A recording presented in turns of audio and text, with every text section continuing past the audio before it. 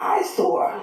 It's like a junkyard over there, and it's not getting any better. Detroit resident Martha Thomas is talking about her neighbor's yard, which looks more like an outdoor auto body shop. Every other day we see a Penske truck drive up, and they emptying out the Penske truck with more things. Thomas's nephew also lives on Faust Avenue in the house he grew up in. I'm not moving. I thought about it a couple times about selling the house, and I stood my ground. I'm not gonna sit here and, let this person drive me out this neighborhood that I've been in all my life. Since this neighbor moved in nearly 2 years ago, Thomas and her family members have approached the neighbor, asking him for change to not only the front yard, but his backyard also. My daughter just asking them to please remove some of this stuff out of the way. But it's just not happening. Thomas also contacted the city of Detroit and learned tickets have been issued to the property owner. And they sent an inspector, his name is Mr. Tate, and he also said, well, we gave him another ticket. Neighbors say the problem with issuing tickets and fines is that they often don't work. You're giving them these tickets, but nothing is being done. Really, if you evict them from the block, it'd be better, to be truthful. If we need to sign a petition, I'll be the first one to sign it. The Fox 2 problem solvers went to the neighbor's home for answers. After not getting a response, the problem solvers also reached out to the city of Detroit, and officials called the condition of the property appalling. Officials also issued a statement which reads in part, "We have issued over $11,000 in tickets to the owner. We have given the tenant the weekend to clean up the blight and remove everything from the front yard. If the resident does not comply, they will receive tickets daily until they do.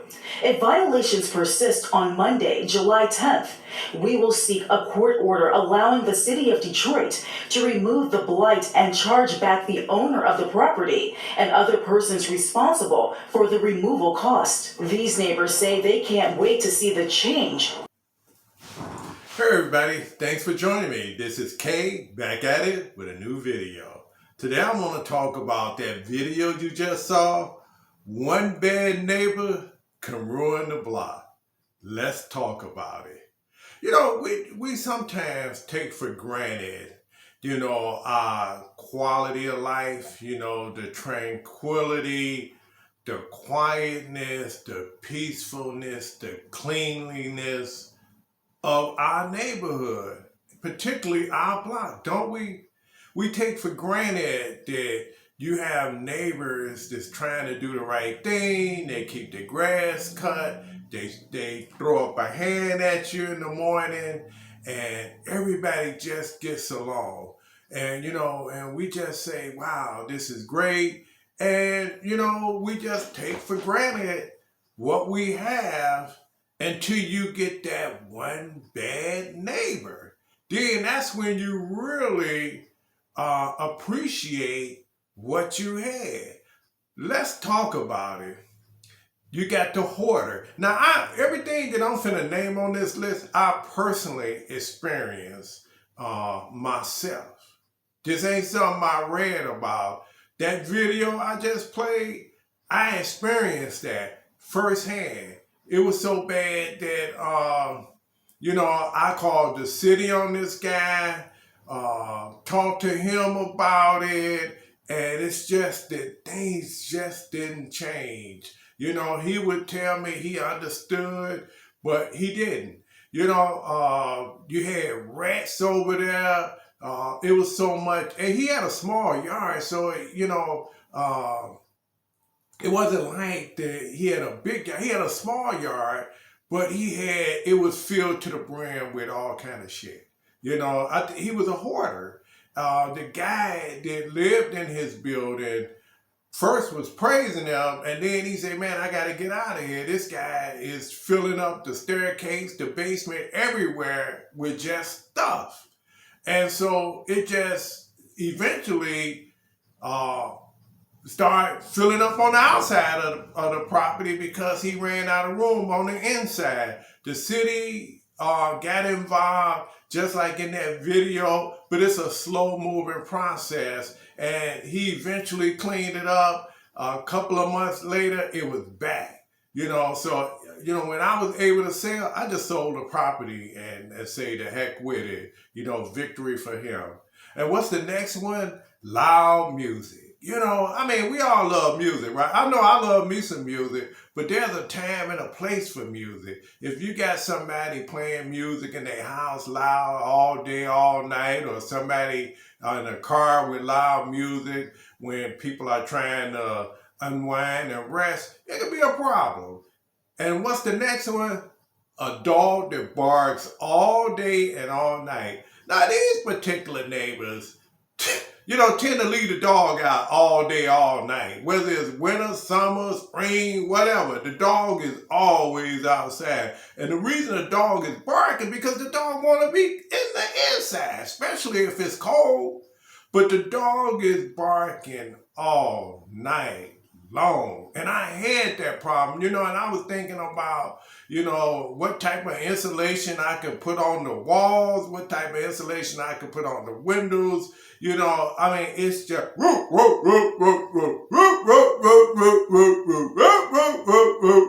and then don't let them be one of them type of dogs that attacks. You got the dogs that's, you see the people walking down the street and the dog is calm, cool, collect, ain't trying to attack you and all that.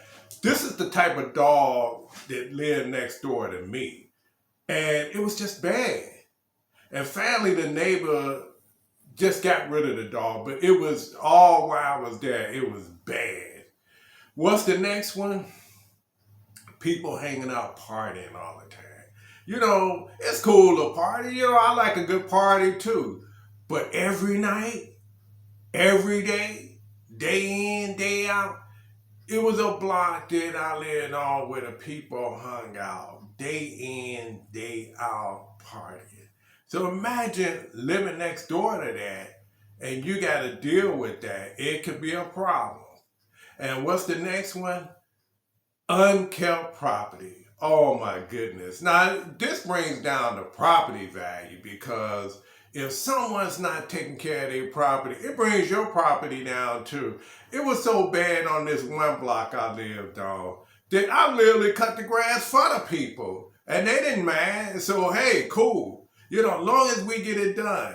And then I had a rental property that I bought in an up and coming area. And, you had like vacancies and stuff. I literally started out with the house next door to me, and then I just started cleaning all the vacancies to make the block somewhat look better. And it helped, What's the next one?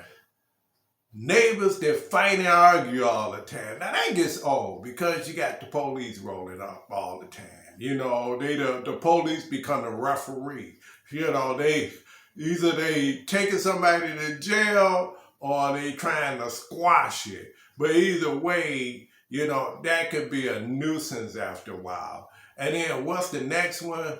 Squatters living next door to you. People just taking over houses that maybe it was some older people living there and they passed on. And then now squatters figured out that no one's there. So then they move in and then, now the property started going down. You starting to get garbage. You starting to get people coming and going.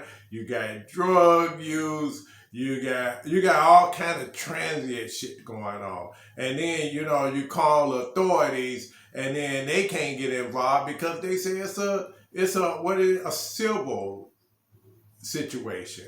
And then what do the squatters always do? They always bring out a lease. They always have a lease. Here's my lease. And then the police say, well, I can't do nothing because I don't know if it's legit or if it's not legit. But either way, they get to stay. And in most instances, this can last anywhere from a year to 3 years, depending on how soon the bank or the family member or someone step up and do something about it. And that can be a problem.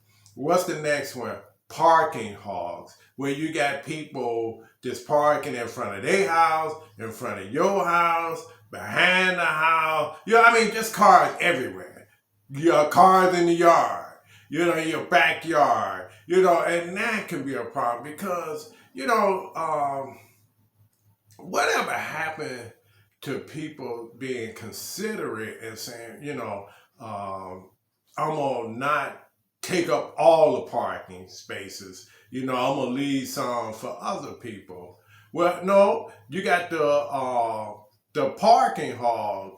He's gonna put his work vehicle out there on the front, and in the alley, he's gonna put his cars all over the place. And then now that just eats up parking spaces. And then if they have a lot of gas, now they eating up parking spaces. So, you know, it's just not good for the person that can really use it. I remember I had this townhouse some years back where this one house had a lot of gas, they had a lot of cars, and I couldn't get comfortable when I got home from work. I had to constantly look out the window to see if a parking space opened up for me to park in. Eventually I got a garage.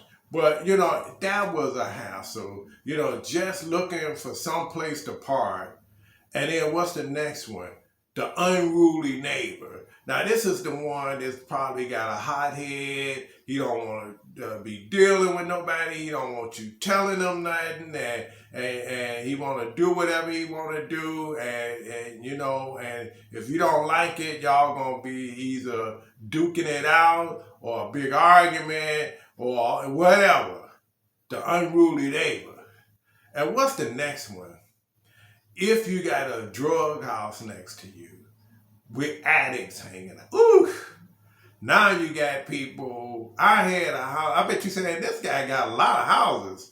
Well, you know, I kind of moved around a lot. Then you got the drug house with the addicts.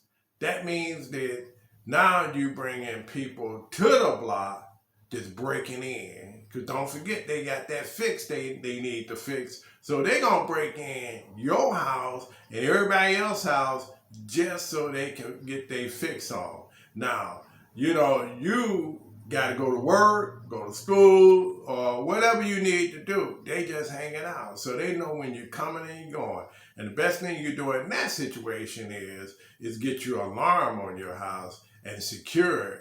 But even that may not help if people are watching you while you're coming and going. And so, saying all that, you know, quality of life, peace and tranquility loss, frustration that sets in, hopelessness, things won't change, and it can just be draining, you know, when you trying to do the right thing, trying to live the right way, trying to take care of your property, trying to be considerate of your neighbors and the people around you. And then you get this one bad neighbor that can ruin the block.